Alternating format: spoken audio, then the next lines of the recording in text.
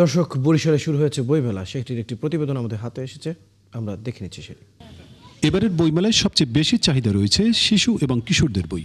শিশুদের যেমন ছড়া এবং ছবি আঁকার বই, তেমন কিশোরদের চাহিদায় রয়েছে বৈজ্ঞানিক কল্পকাহিনী এবং রোমাঞ্চকর গল্পের বই। আমি নিচে আরবি বই আর গল্পের বই নিচে। আমি পদ্মজা বইটা নিয়েছি এবং এটা ইলমা বেহরজের লেখা। এটা আমার খুবই পছন্দের একটা বই। গল্পের বই, ড্রয়িংয়ের বই, ছড়ার বই। সাধারণত সায়েন্স ফিকশন বই, তারপরে বিভিন্ন রোমাঞ্চকর বই এইসব পড়তে আমার ভালো লাগে। বিভিন্ন গণিত অলিম্পিয়াড সম্পর্কিত, ফিজিক্স অলিম্পিয়াড সম্পর্কিত বই, যেগুলো আমাদের ভবিষ্যতে কাজে দাঁড়াবে। বড়দের বেলায় কেবল গল্প, উপন্যাস বা কবিতার বই নয়, পাশাপাশি কর্মক্ষেত্রে উন্নতির নির্দেশনা রয়েছে এমন বইও কিনছেন তারা।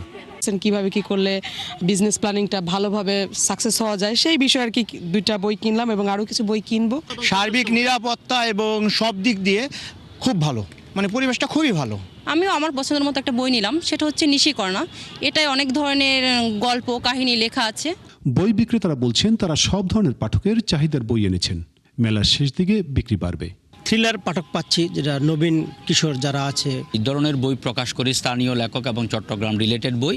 আমি যতটুকু আশা করেছিলাম সেই রকম বিক্রি হচ্ছে, সারা পাচ্ছি। আর আয়োজক সংস্থা জাতীয় গ্রন্থ কেন্দ্রের কর্মকর্তা বলেন, সাংস্কৃতিক বিষয়ক মন্ত্রণালয়ের অধীনে আরও 5টি বিভাগে মেলা অনুষ্ঠিত হয়েছে। সবশেষ বরিশালের বিভাগীয় মেলাও সুষ্ঠুভাবে সম্পন্ন হবে।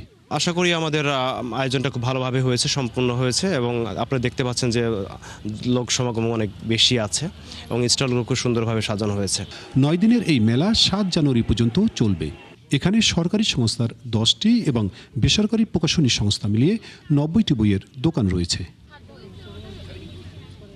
বিধান সরকার, 71, বরিশাল।